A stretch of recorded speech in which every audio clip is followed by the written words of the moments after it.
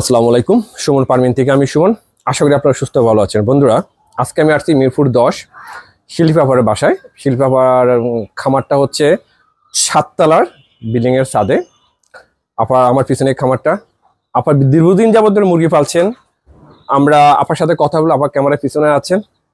আপার খামারে কি অবস্থা, আপার অনেক দিনের অভিজ্ঞতা, প্রায় 3-4 বছর মুরগি পালছেন, কি পরিস্থিতি দেশি মুরগি পালছেন, আপার কতটুকু লাভ হয়েছে, কতটুকু লস হয়েছে, আমরা সবকিছু বিস্তারিত আপনার কাছ থেকে শুনবো।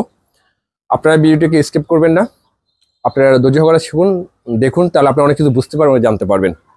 আফা ভালো আছেন আপনি? আলহামদুলিল্লাহ। আফা তো অনেক যাবত মুরগি পালতেছেন। তারপর আপনার মুরগির কি অবস্থা, খামারে কি অবস্থা? মুরগি এই যে ডিম পারে, মানে আর কি এটা মানে অগ্রসর হইতে পারতেছি না আর কি। আচ্ছা, আপনি মুরগি কতদিন যাবত পালতেছেন? 3-4 বছর। 3-4 বছর ধরে মুরগি পালতেছেন। 3-4 বছর কেমন লাভে আছেন না লসে আছেন?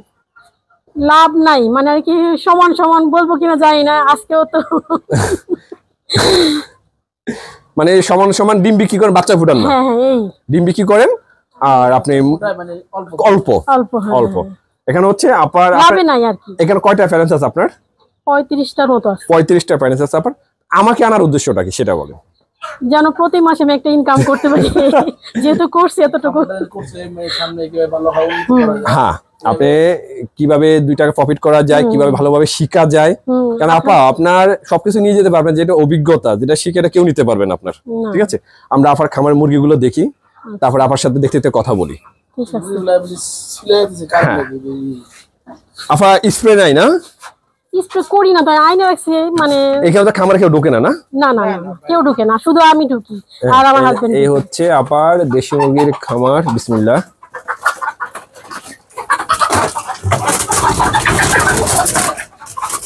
কেউ ঢুকে না তো, এই জন্য মানে লাফালাফি। হ্যাঁ, আমি নতুন তো এই জন্য এমনটা করবে।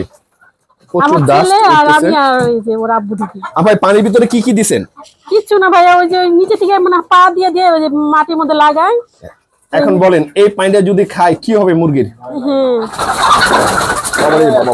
খুবই অ্যাগ্রেসিভ, মানে আমি বসা থেকে দাঁড়াচ্ছি তাদের অবস্থা খারাপ। আপার মুরগির ম্যাক্সিমাম মুরগির শরীরে পশম তুলে ফেলেছে।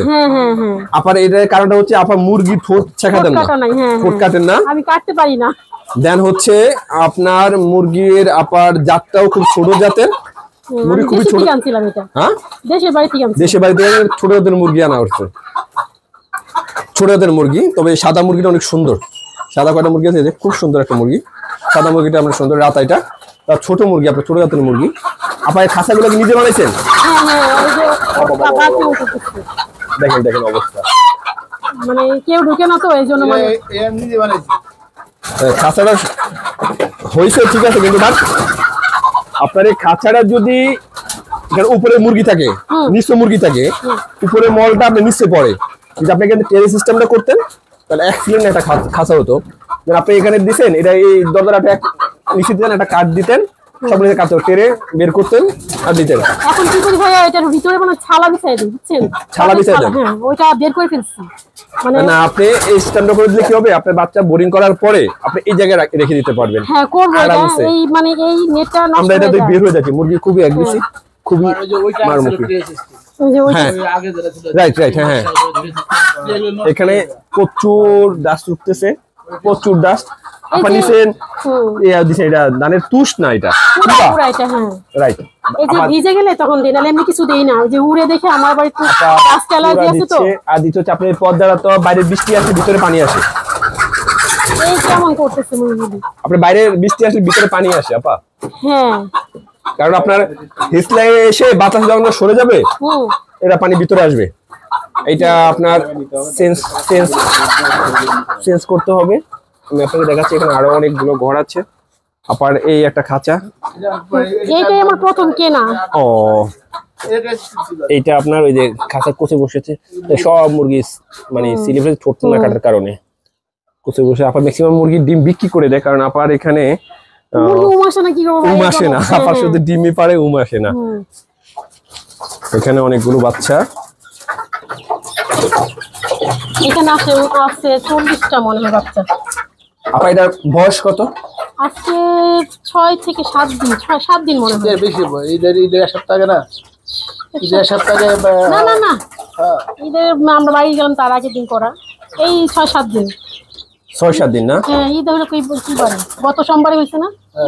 আজকে কি বার? এটা কি বোরিং এইভাবেই করতেছেন? হ্যাঁ, আমি তো এইভাবেই করতেছি।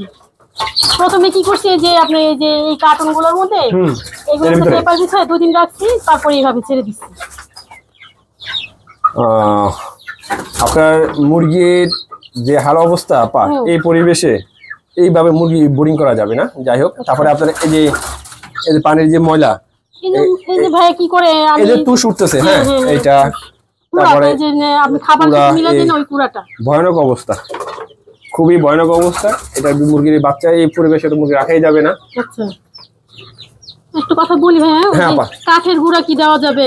না না, কাঠের গুঁড়ো দেওয়া যাবে না, এই ধানের তুষের গুঁড়ো দেওয়া যাবে না। আমি আপনার কোনটা দিতে হবে, কি করতে হবে, সবকিছু এখন আপনি আজকের পর থেকে আপনার খামারে কি করবেন, সকালবেলা কি খাওয়াবেন, দুপুরবেলা কি খাওয়াবেন, রাতের বেলা কি খাওয়াবেন, কি তুষ দিবেন, এভরিথিং সবকিছু আমার মানে করবেন, আমার সাথে পরামর্শ করবেন। দেন হচ্ছে প্রতিদিন সকাল বিকেল আপনি আমাকে রিপোর্ট দিতে হবে কি হোয়াটসঅ্যাপে, আপনার মুরগির কি অবস্থা আমাকে জানাতে হবে, মুরগির ছবি তুলে পাঠা দিতে হবে। যেমন আপনি আমাকে মুরগির ছবি তুলে পাঠাবেন, মুরগির মলের ছবি তুলে পাঠাবেন, কোনো প্রবলেম হলে আমি আপনাকে বলে দেবো, আপনার মুরগির এই রোগটা হওয়ার সম্ভাবনা আছে বা এই রোগটা হয়েছে, আপনি এই মেডিসিন দেন। তখন কি আপনি নোট করে রাখবেন যে মলের এই কালার হলে এই রোগ, আমার এই রোগ হলে এই মেডিসিন দিতে হবে। তো আপনি জিনিসটা জানা হয়ে গেল। এখন থেকে আপনি বোরিং কিভাবে করবেন, আপনি এখানে লিটারে কি কি ইউজ করবেন, সব কিছু এভরিথিং আমি আপনাকে বলে দিব। ঠিক আছে, লিটারে আমি আপনাদের সবাই বলি, যেমন আপা লিটারে তুষ দিয়েছে, তুষ না কুড়া দিয়েছে, আমরা অনেক সময় এমনটা করি কি কুড়া দিচ্ছি, অনেকে দিচ্ছি কি আবার এই কাঠের কি বলে এটাকে, আমি ওটা দিতাম আগে, কাঠের বুশি পাওয়া যায়। হ্যাঁ, এই দুইটা জিনিস দিলে কি হয় আপনাকে বলি, মুরগি কিন্তু ম্যাক্সিমাম ঠান্ডা লেগে যায় এই জন্য, কারণ এগুলো ডাস্ট, প্রচুর ডাস্ট ভিতরে, আমার পুরো শরীর সাদা হয়ে গেছে ডাস্ট। এটা যখন মুরগি হ্যাঁ হ্যাঁ ওই যে পানি পড়েছে ভিজা ভিজা স্যাঁতস্যাঁতে অবস্থা, এই যে আবার স্যাঁতস্যাঁতে হলে মুরগি ম্যাক্সিমাম রোগ এফেক্ট করবে। আপনার ওই সাইডে পর্দাটা আমি বলবো কিভাবে করতে হবে পর্দাটা, আর এই পর্দাটা আপনাকে ঠিক করতে হবে, কারণ বৃষ্টির পানি টোটালি নাজের ভিতরে যায়।